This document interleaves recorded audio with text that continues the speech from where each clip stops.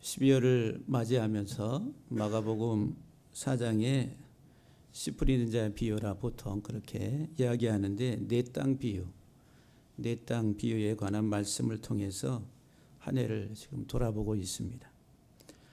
이 내 땅은 우리의 마음을 상징하는 그런 하나의 그 의미로 사용되고 있습니다. 이 땅은 우리 마음이라. 그래서 우리가 한 해를 이렇게 돌아보면은 자연의 순환 속에서 자연의 많은 생명들이 자라고 꽃이 피고 또 열매를 맺고 하는 이런 과정 속에 성장이라고 하는 중요한 하나의 그 의미를 가지고 있습니다. 우리도 마찬가지로 우리의 마음도 이런 자연의 땅처럼 꽃이 피고 열매 맺고 풍성한 수확을 거둬들이는 그런 땅이 되어야 되는데 우리 마음이 그런 땅인지 한번 돌아보는 그런 시간들이 됐으면 해서 이 본문들을 지금 택했습니다. 오늘은 세 번째 땅 가시떨기에 대해서. 가시떨기는 이제 가시덤불이라 해서 땅이 가시로 쭉 이렇게 덮여 있는 그런 땅, 이 사진에 나와 있는 것처럼 이런 땅이다라고 여러분들이 보시면 됩니다. 이런 땅에서 농사의 어떤 수확을 거둬들이기가 불가능하겠죠. 그래서 이제 이 가시떨기 밭에 대해서, 그러니까 우리 마음이 가시떨기가 된 사람이 있다는 거예요. 우리 마음이 가시떨기이면은 열매를 거둬들일 수 없다는 거예요. 그럼 내가 지금 마음이 가시떨기 마음인지 한번 살펴볼 수 있는 귀한 시간 되기를 바랍니다. 먼저 이 가시떨기의 시작은 어디에서부터 시작이 됐느냐 하면은 창세기 3장에 나옵니다. 창세기 3장 17절 18절 말씀에 아담과 하와가 하나님이 명하신 선악을 알게 한 나무 실과를 따먹음으로 인해 가지고 저주를 받게 되죠. 아담에게 이르시되 네가 네 아내의 말을 듣고 내가 네게 먹지 말라 한 나무의 열매를 먹었은즉 땅은 너로 말미암아 저주를 받고 너는 내 평생에 수고하여야 그 소산을 먹으리라. 땅이 내게 가시덤불과 엉겅퀴를 낼 것이라. 이 땅이 저주를 받았는데 그 저주받은 땅에서 뭐가 올라오냐 하면은 가시덤불과 엉겅퀴가 올라온다. 그러니까 내 마음의 땅, 이 마음의 땅에서 가시덤불과 엉겅퀴가 올라오는 것은 하나님의 심판, 하나님의 저주로 인해서, 그러니까 창세기 3장에서부터 이제 이 가시덤불의 역사가 시작이 됩니다.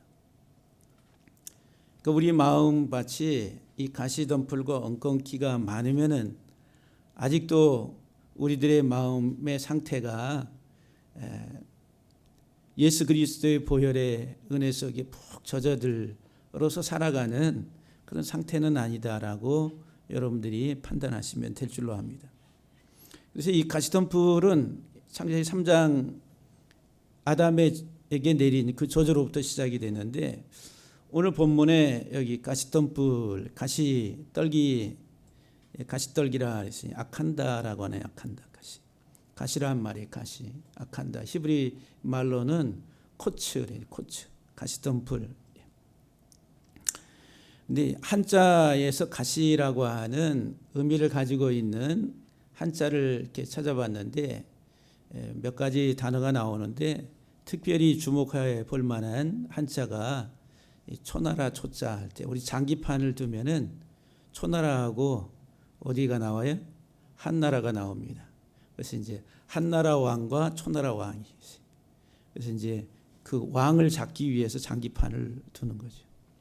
근데 우리가 이제 이 초자를 초나라 초자로 이렇게 아는데 그 사전을 보게 되면은 회초리초 또 가시나무초 이렇게 사전에 보면 나옵니다.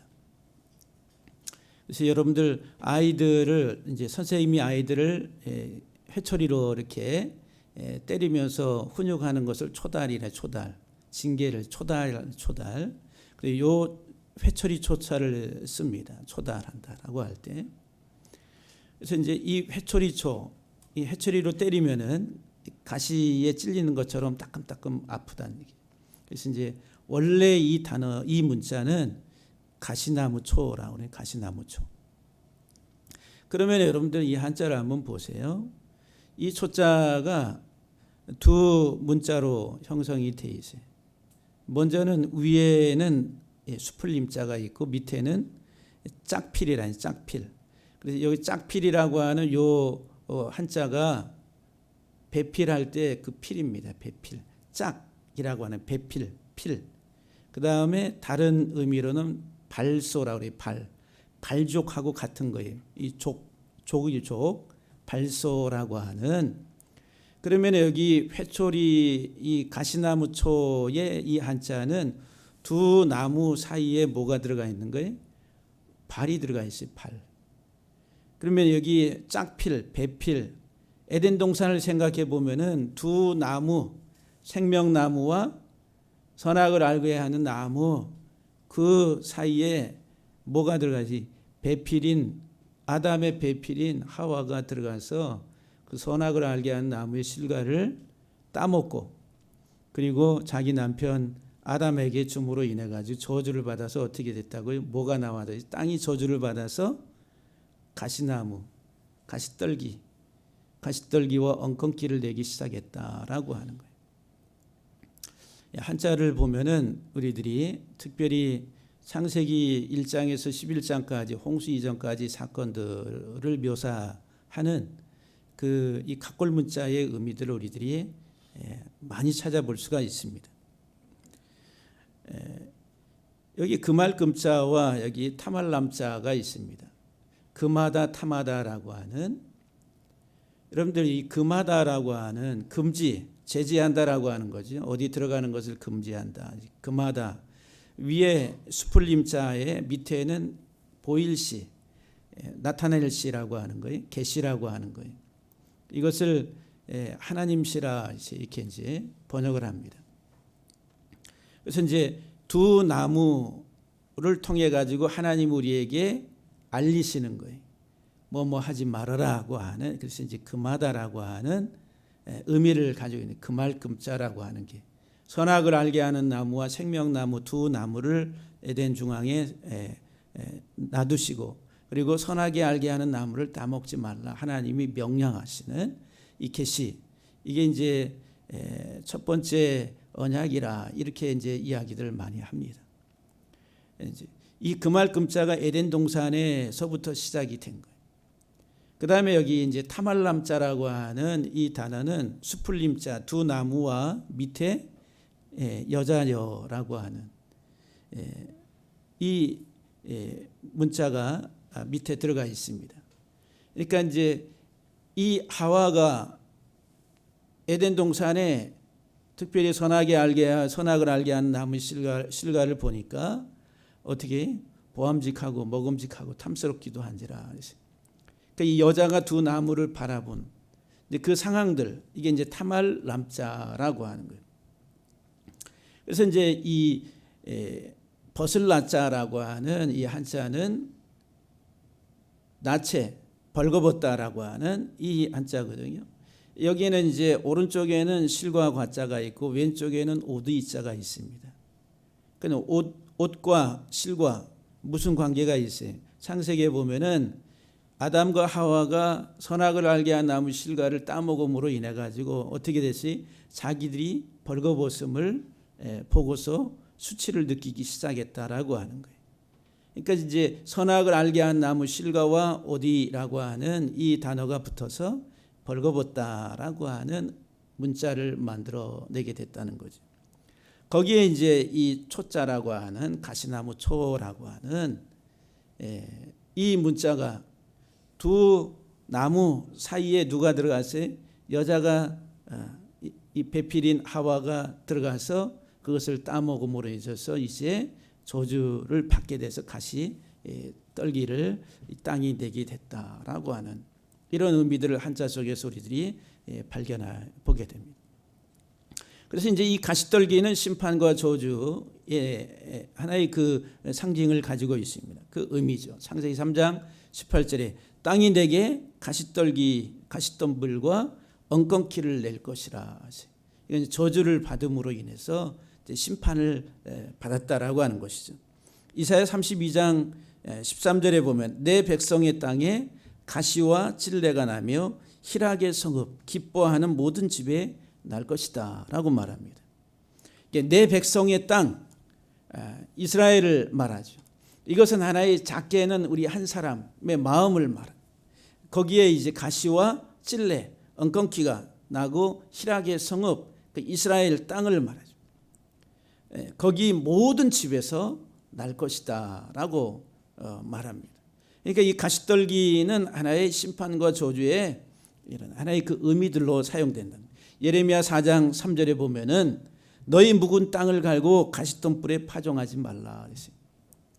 여러분들 우리가 농사를 지을 때에 바보가 아닌 이상 그냥 가지가 이렇게 이제 가시가 이렇게 무성하게 나 있는 그런 밭에다가 씨를 뿌릴 바보는 하나도 없습니다.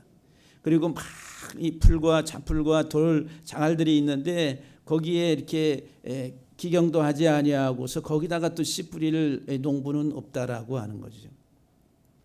그러니까 너희 묵은 땅을 갈고 가시덤불에 파종하지 말라고. 히브리서 6장 8절에 보면은 만일 가시와 엉겅퀴를 내면은 버림을 당한다 그랬어요. 저주함에 가까워 그 마지막은 불사람이 될 것이다 그랬어요. 농사를 졌는데 그 밭에 가시와 엉겅퀴가 있으면 어떻게 다 걷어가지고 긁어가지고 불구덩이에다가 다 집어넣는 거예요. 불사람이 된다라고 하는 것이죠. 그래서 마태복음 7장 16절에서 예수님께서 그들의 열매로 그들을 알지니 가시나무에서 포도를 또는 엉겅퀴에서 무화과를 따겠느냐 그랬어요. 예수님이 오셨을 때 당시 유대 사람들의 상태가 어떤 상태냐? 가시나무라 또는 엉겅퀴라. 지금 창세기 3장 18절에서 말한 것처럼 그 상태를 그대로 이스라엘 민족의 그 사람들의 마음이 그렇다는 거예요. 그래서 가시나무에서 포도를 따겠느냐, 어떤 엉겅퀴에서 무화과를 따겠느냐. 그러니까 이스라엘 백성들의 마음밭의 상태가 가시나무와 엉겅퀴의 상태라고 하는 거예요. 그러니까 거기에서 주님이 원하시는 무화과 열매를 얻지를 못하는 거예요. 그러니까 무화과 열매를 따려고 하니 없으니까 저주를 해서 다음 날 가보니까 말랐다라고 하는 거예요. 그러니까 이 가시나무의 밭, 엉겅퀴의 밭, 여기에서는 열매를 기대할 수 없다라고 하는 거예요. 이것은 전부 다 긁어 모아서 불에다가 던져서 불사름이 될 것들이다라고 하는 거예요. 그러니까 가시떨기는 심판 또는 저주를 의미하는 것이다라고 하는 거예요. 그래서 이 코츠라고 하는 이 가시떨기 아무 데도 쓸모가 없어요. 그래서 결국은 불사름이라는 불사름. 심판을 받는다는 거예요. 그래서 이제 하나님의 말씀에 불순종함으로 순종하지 아니함으로 인해 가지고 그 마음에는 뭐가 쌓이냐면은 가시덤불이 막 자랍니다. 이 가시덤불이 자라게 되고 그 다음에 이 코츠라고 하는 단어 속에는 생명의 연합을 깨트린다는 거예요. 이 코츠에 카바 그러면 묵다, 하나로 묵다라고 하는, 그래서 소망이라고 하는 의미가 있어요. 그러니까 하나로 묶는 소망, 이것은 하나님 공동체 안에 하나님의 나라의 공동체 안에서 하나로 묶는 그 모든 것들을 다 깨트려 버리는 거예요. 그 연합을 깨트리는 것이다라고 하는 거예요. 그러니까 이 가시나무는 그 상태 자체가 하나의 저주와 같은 것이다라고 하는 거예요. 그래서 예수님이 십자가에 못 박히실 때에 유대인들이 예수님의 머리에다가 뭐를 만들어서 씌웠어요? 가시면류관을 씌웠어요. 그럼 유대인들이 예수님에게 가시면류관을 머리에 씌울 때에 의미가 뭐겠어요? 자기들의 눈을 가지고 예수라고 하는 그 사람을 판단할 때에 유대 종교의 입장에서 이건 거짓 선지자이고 쓸모없는 가시와 같은, 그래서 불사름에 던져야 될 존재다라고 하는 의미에서 가시면류관을 갖다가 씌운 겁니다. 거짓 선지자들, 사기꾼들에게 씌우는 그런 하나의 그 의미. 근데 예수님이 실제로 가시면류관을 받고 십자가에서 죽으신 것은 형벌을 받으신 거죠. 심판을 받으신 거예요. 그 형벌과 심판은 뭐냐면 대리적인 것이다. 저와 여러분들이 전부 다 가시 심판받아서 불사름이 돼야 될 우리 인생을 대신해서 주님이 십자가에서 가시로서의 그 모든 심판을 다 받으신 것이다 라고 하는 거예요. 그것을 우리에게 설명해 줍니다. 그러니까 이 가시는 하나의 심판, 불사름이란. 그런데 이 본문에 오늘 본문에서 이 가시떨기는 예수님이 뭐로 설명하냐면은 세 가지로 말합니다. 첫 번째가 세상의 염려라. 내 마음에 자라는 가시가 뭐냐면은 세상의 염려. 여러분들 세상 염려를 얼마나 많이 하고 계십니까? 그게 다 뭐라고요? 지금 나를 찌르고 있는 가시. 하나님의 말씀이 내 속에서 자라지 못하도록 찌르고 있는 가시라. 세상의 염려라. 세상 염려. 세상 염려. 여러분들 세상 염려 그래요. 그 세상이라고 하는 단어가 아이온이란 아이온. 히브리 말로는 올람이래. 올람. 아이온, 올람, 세대, 시대 또는 과거, 현재, 미래 다 포함하는 의미로 사전에서 번역을 해놨어요. 그런데 이 올람이라고 하는 이 세상, 시대, 세대라고 하는 이 단어의 어원이 뭐냐면 감춘다 이 말이. 숨기다, 감추다. 숨기다, 감추다라고 하는 이런 의미. 그러면은 우리가 이 숨기다, 감추다라고 하는 단어에서 이 세상이라고 하는 이 올람이라고 하는 명사가 파생이 됐어요. 만들어져서 나왔어요. 그러면 이 세상, 우리가 사는 이 세상은 어떤 곳이냐 하면은 볼 수 없고 알 수 없는 것이에요. 볼 수 없고 알 수 없는 것. 여러분들 우리가 이제 이 저녁에 보면은 저 바닷가 가면은 저기 수평선 너머에 이제 해가 지는 것을 보죠. 그 수평선 너머에 과거의 고대 이스라엘 사람들은 저 너머에 뭐가 있을까 알 수 없다는 거예요. 또 그 사막의 그 드넓은 사막에 가서 또 저 지평선을 바라볼 때에 저 지평선 끝에는 뭐가 있을까 생각할 때 알 수 없다는 거예요. 이 알람이라고 하는 의미가 그래서 알 수 없다, 숨기다, 감추다 이런 의미를 가지고 있다는 거예요. 그러니까 이게 초월적, 하나님에 대한 초월적, 하나님의 뜻에 대한 초월적 어떤 그런 개념에서 숨기다, 감추다 이런 의미. 근데 우리가 이 세상 살아가는데 여러분들이 이 세상에 염려를 한다. 이 세상. 여러분들의 지금 내가 사는 내 세상을 이제 이것만이 내 세상 막 우리가 노래 부르잖아요. 누가 부르죠? 이것만이 내 세상에서 이것만이 내 세상. 근데 이 내 세상이라고 하는 여러분들 그 세상에 대해서 우리들은 다 자기 자신의 살아가는 자기 삶에 대해서 생각을 하잖아요. 그런데 자기 삶을 살아가면서 명확하고 분명하게 다 알고서 그냥 자신 있게 살아가는 세상에 몇 명이 있겠어요? 없어요. 다 자기 자신이 살아간 이 세상이 불확실성의 세상이라는 거예요. 현재도 마찬가지고 미래도 마찬가지고. 그 불확실성의 이 세상 속에서 우리가 지금 살아가는 거예요.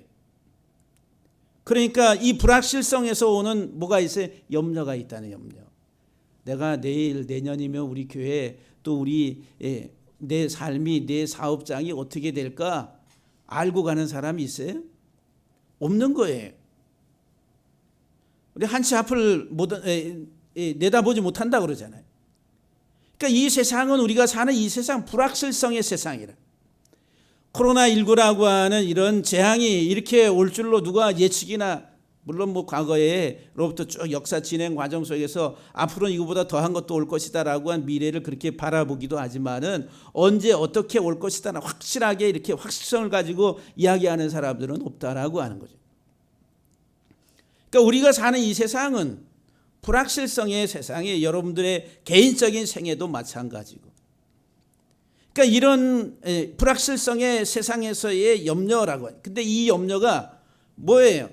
우리 육적인 것이란, 세상적인 것. 내가 지금 여기 땅에 발을 디디고 사는 이 땅에서의 이 목숨이라고 하는 이 숨쉬고 먹고 마시고 지금 내가 호흡하고 있는 육적인 것에 관한 육적 세상적 필요에 대한 염려라고 하는 거예요. 어떻게 될까? 내년에 좀 더 경제 지표가 좀 올라갈까? 우리 사업이 잘 될까? 우리들은 전부 다 불확실한 것에 대한 현실 속에서 그 염려라고 하는 게 이 세상적인 육신적 필요에 따라서 하게 된다라고 하는 거예요. 그래서 마태복음 6장 25절에 예수님께서 뭐라고 말씀하시냐면은 목숨을 위하여, 목숨, 이 목숨, 폐시라고 하는 이 목구멍이 숨쉰다는 거지, 먹는다라고 하는 거예요. 이 목숨, 목구멍을 위해서 무엇을 먹을까, 또 무엇을 마실까, 또 몸을 위하여 이 몸, 이 사르크라고 이 몸덩어리, 육체, 이 몸을 위해서 무엇을 입을까 염려하지 말라. 우리가 사는 이 땅의 불확실성 속에서 이 세상적 땅의 삶을 살아가는 인생들에게 있어서 지대한 관심이 뭐냐 하면 이 세상에서 내가 어떻게 살 것인가 라고 하는 육적이고 세상적 필요에 관한 이 목구멍을 통해 넘어가는 먹고 마시는 것, 육체를 가리우고 있는 이 의복의 문제, 이거에 대해서 염려를 하고 살아간다는 거예요. 의복은 더 이제 넓게 말하면 우리가 사는 거처, 집. 그래서 이 세상은 다 이런 것들로 난리를 칩니다. 집 한 채가, 아파트가 서울에 얼마나 뭐 10억이 넘고 지금 5억을 가지고 뭐 전세도 못 구한다 막 이러잖아요. 그러니까 이런 육적 필요를 가지고 지금 이 땅의 사람들은 다 거기에 염려를 하면서, 이게 뭐라고요? 가시라, 가시. 가시. 누가복음 10장 41절 42절에 보면은 마르다야, 네가 많은 일로 염려하고 근심하나 마리아는 이 좋은 편을 택했으니 빼앗기지 아니하리라. 예수님이 마리아, 마르다 이 자매 집에 가기로. 그래서 이제 마르다가 그 소식을 듣고서 마르다는 어떻게 하면 주님이 오시면 잘 융숭하게 대접할까 해가지고 이제 막 집안 정리하고 뭐 하고 음식만 참 중반하고 여러 가지 일들로 아주 분주하게. 근데 마리아는 그게 아니라 다른 거 안 하고 주님 딱 오시니까 주님 옆에 딱 달라붙어 가지고 네 주님, 네 주님 이것만 하고 있네. 그러니까는 이 육체 노동으로 음식 중반하고 막 집안 정리하고 막 융숭하게 대접하려고 했었던 이 마르다가 열이 좀 슬슬 바쁘게 힘들게 막 하고 있는데 저것은 저기 옆에 앉아가지고 예수님 옆에 앉아서 저거 이 말씀만 듣고 있고 저거 얄미워 죽겠네. 그러니까는 예수님이 하신 말씀이 마르다에게 네가 많은 일로 염려한다, 근심하나. 그 마리아는 어떻게 더 좋은 편을 택했다라고 말씀을 택했다라고 하는 말씀은. 마르다는 육체의 일을 택했고 마리아는 말씀을 택했다라고 하는 거예요. 그러니까 말씀을 택한 이 마리아는 빼앗기지 아니하리라. 고린도전서 7장 33절 34절에 보면은 장가간 자는 세상 일을 염려해서 어찌하여야 아내를 기쁘게 할까 하여 마음이 갈라지고 마음이 막 쪼개지고 갈라지고, 시집간 자는 세상 일을 염려하여 어찌하여야 남편을 기쁘게 할까 하느니라 그랬어요. 시집 장가간 사람은 남편을 위해서, 아내를 위해서 어떻게 하면 기쁘게 할까, 서로 사람을 위해서, 육체를 위해서 어떻게 하면 서로 기쁘게 할까라고 하는 이 세상 일을 염려한다 그랬어요. 그런데 시집가지 아니하는 자와 처녀는 주의 일을 염려해서 몸과 영을 더 거룩하게 한다 말을 합니다.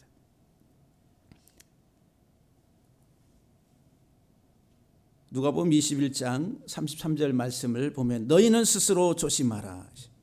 그렇지 아니하면 방탕함과 술 취함과 세상 생활의 염려로 마음이 둔하여지고 뜻밖의 그날이 덕과 같이 너희에게 임하리라 그랬어요. 너희는 스스로 조심하라고. 그렇지 아니하면 방탕함과 술취함과 생활의 염려로 마음이 둔해진다. 마음이 둔해진다 이 말이 무슨 말이에요? 여기 둔해진다 이 말은 무겁다 아니 짓누른다 이 말이에요. 막 짓누른다. 그래서 여러분들 사람이 이렇게 이제 우리가 좋을 때에 이 눈꺼풀이 천근만근이라고 그러잖아요. 이렇게 눈꺼풀이 막 짓누른 천근만근. 그래 이제 예수님이 겟세마네 동산에 기도하실 때 제자들에게 와서 기도하라고 그랬는데 이들의 눈이 무겁다 이렇게 무겁다. 그게 둔하다 이 말이에요. 짓누른다 이 말이에요. 눈이 뜨려고 그래도 떠지지 않는. 지금 이 눈은 마음의 창이에요. 깨달음, 생각. 그러니까 이 마음이 둔해진다, 이 마음이 짓눌려 가지고 깨닫지 못하는 거예요. 무엇 때문에? 여기 방탕과 술취함과 생활의 염려라고 하는 것 때문에. 하나님의 마음을 깨달아야 되는 이 마음이 짓눌려 가지고 깨닫지를 못하는. 그래서 이제 뜻밖의 그날이 덕과 같이 너희에게 임하리라 이런 말씀한. 베드로전서 5장 7절 말씀에 너희 염려를 다 주께 맡기라. 이는 그가 너희를 돌보심이라. 이 세상에 목숨을 위해서 무엇을 먹고 무엇을 마시고 몸을 위해서 무엇을 입을까 염려하지 말라. 너희 염려를 다 주께 맡기라고. 이 모든 염려는 다 누가 하는 것이라고 마태복음 6장에서 예수님 말씀하세요. 이방인들이 하는 것이라. 공중의 새를 보라.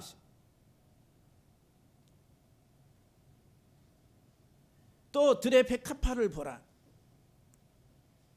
누가 먹이고 입히지도 않는데 하나님이 공중의 새와 들의 백합화를 먹이 입히시지 않느냐 하물며 너희일까 보냐. 염려하지 말라.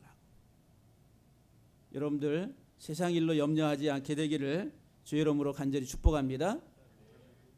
이 세상 일의 염려, 이 세상은 뭐예요? 불확실성. 내 삶이 내 앞이 불안하니까 세상 사람들은 다 뭐를 하려고 그래요? 자기 미래를 알아보려고 그러는 거예요. 그래서 이 세상은 전판이라는 점이라. 그래서 이 창세기 3장에 나아시 뱀의 어원이 뭐예요? 점친다는 거예요. 점보게 한다는 것이죠. 나아시 뱀. 그러니까 여러분들의 염려를 다 온전하게 주께 맡기시게 되기를 주의 이름 축복합니다. 두 번째로 이 가시떨기는 재물의 유혹이라 그랬어요. 재물의 유혹. 재물이라고 하는 재물, 이 플루토스라고 하는 풍요라고 하는 히브리 말로는 오쉐르라니 오쉐르. 아샤르 그러면 풍부하다, 부유하다라고 하는. 이 부라고 하는 재물이라고 하는 것은 농사를 통해 풍성한 수확을 얻는 것 또는 상업을 통해서 풍성한 이익을 얻은 것, 경제활동을 통해서 수익이 발생해서 많은 것을 축적한 것을 말합니다. 부라고 하는 재물, 오세르라고 하는. 근데 이 재물의 유혹을 받아요. 이 유혹이라고 하는 단어가 아파테라고 해요. 속임, 거짓, 기만 또는 극장에서 막 이렇게 마술과 같은 쇼를 하는, 눈 깜짝할 사이에 짱 있던 게 없어지고 하는 이런 것을 가리켜서 아파테라고 해요. 아파테. 이게 속임이라 기밀. 그러니까 이 재물로 속이는 거예요. 사람을 이 마귀가 재물로 속이는, 기만한다라고 하는 거예요. 히브리 말로는 미르마라는 속임, 기만, 배반이라는. 라마, 속이다, 미혹하다라고. 그러니까 속이고 미혹하는 것은 무엇으로 오냐면 교만이에요. 교만하게 만드는 높아짐이라는 거예요. 자신을 높임으로써 이제 발생하는 거예요. 그럼 이 돈의 유혹이란, 돈의 유혹, 돈의 기만이란, 돈의 기만. 이게 재물의 유혹이라고 그랬는데 물질, 돈의 기만, 속임이라고 하는 게 뭐냐? 세상에서 이야기하잖아요. 세상 사람들이 돈이면 다 된다. 돈이면 다 된다 그러죠. 이 세상 살아가는 데에 이 땅에서의 삶의 여러 가지 많은 것들은 돈이면 다 되는 것 같아요. 예? 돈이면 다 되는 것 같아요. 그래 돈이 절대적이라. 절대 권력이 저 청와대에 있는 곳이 절대 권력이 아니라 저 5년 지나면 내려와야 돼요. 잠시 잠깐. 그러나 이 돈이라고 하는 것은 가지고 있는 동안 계속된다라고 하는 거예요. 그 절대적인 힘을 가지고 있다라고. 그래서 이 정치와 이런 힘도 다 어디서 온? 이 돈에서 온다는 거예요. 돈 없으면 못합니다. 그러니까 이 돈이라고 하는 것이 하나의 절대적 힘과 같은 거예요. 그래서 이 돈이 있으면 명예도 오게 되고, 돈이 있으면 힘과 권력을 갖게 되고, 돈이 있으면 인기도 오게 되고, 돈이 있으면 모든 것들을 다 소유할 수 있다, 가질 수 있다라고 하는 거예요. 성, 섹스, 그 다음에 쾌락, 추구하는 행복이라고 하는, 이런 것들이 다 뭐로부터? 돈. 그래서 다 사람들이 다 이 땅을 살아가는 사람들은 다 뭐를 최우선순위에 두고 살아갑니까? 돈이라, 돈. 그래서 다 우리들은 돈 하는 거예요. 돈. 한번 따라 합시다. 돈. 안 하시네. 돼지돈. 그래서 이 돈이, 이 돼지돈 꿈을 꾸면은 돈이 온다고 그래. 돈 하는 거예요. 이게 재물의 유혹이라는, 재물의 유혹. 속지 마세요. 이 재물 부로 인해 가지고, 돈으로 인해서 참된 기쁨과 행복과 이런 것들이 우리가 소유할 수 있는 게 아니라고 하는 거예요. 우리 찬송 어렸을 때 돈으로도 못 가요 하나님 나라. 돈으로도 못 가요 하나님 나라. 힘으로도 못 가요 하나님 나라. 백으로도 못 가고, 오직 믿음으로 가는 나라, 하나님 나라. 이제 찬송 많이 불렀잖아요. 그 믿음이 최고라. 그런데 우리들은 실상에서의 삶은 다 뭐가 최고예요? 돈이 최고예요. 돈이. 다 돈입니다. 그래서 여러분들이 통장에 지금은 뭐 1억은 돈 같지가 않은 것 같아요. 한 10억 이상이 들어오면은, 야, 이제는 그냥 그것만 바라보고 있어도 행복하고, 꿈만 갖고, 이제 부러울 것이 없고, 이제 다 세상이 내 것 같고, 그런 느낌을 다 갖는다라고 하는, 이게 이제 돈의 속임이라는 거예요. 속임. 속지 않게 되기를 주의 이름으로 간절히 축복합니다. 세 번째, 이 가시떨기는 기타 욕심이라 해서, 기타 욕심. 내 마음에서 막 자라나는, 이 마음 땅에서 자라나는 가시가 뭐냐면 욕심이라는, 욕심. 에피디미아라고 하는 헬라어, 충동, 욕망, 여기 막 속에서 끌어오르는 격렬한 어떤 감정과 어떤 경로, 이런 막 위로 올라옵니다. 근데 이 히브리 말로는 타바, 욕구, 욕망, 아바라고 하는, 바라다, 열망하다라고 하는 이 단어에서 자기 자신의 욕망, 성욕, 식욕, 탐욕에 대해 확고히 결합시키는, 더 가지고자 하는. 그래서 여기 아바라고 하는, 타마다라고 하는, 바라다입니다. 10번째 계명이 뭐예요? 10계명의 10번째 계명. 내 이웃의 물건이나 아내나 그 어떤 것도 뭐 하지 말라고요? 탐하지 말라고. 여기 탐하지 말라, 이 말. 아바라고 하는, 욕망이라고 하는, 타바라고 하는. 여기 한자를 하고자 할 욕자, 바랄 욕자라고 하는, 욕심할 때, 여기 이제 소전에 보면은 이렇게 그림이 나옵니다. 왼쪽에는 큰 골짜기 곡자가 있고, 오른쪽에는 하품 흠자가 있어요. 하품. 골짜기, 저 큰 골짜기에서 흐르는 물을, 그래서 자기가 입을 벌려가지고 그 물을 다 마시려고 하고 있은지, 그게 바라다, 그 다음에 하고자 한다라고 하는 바랄 욕자라. 여기에서 이제 밑에 마음심이 들어가서 이제 욕심, 뭐 이렇게 이제 씁니다.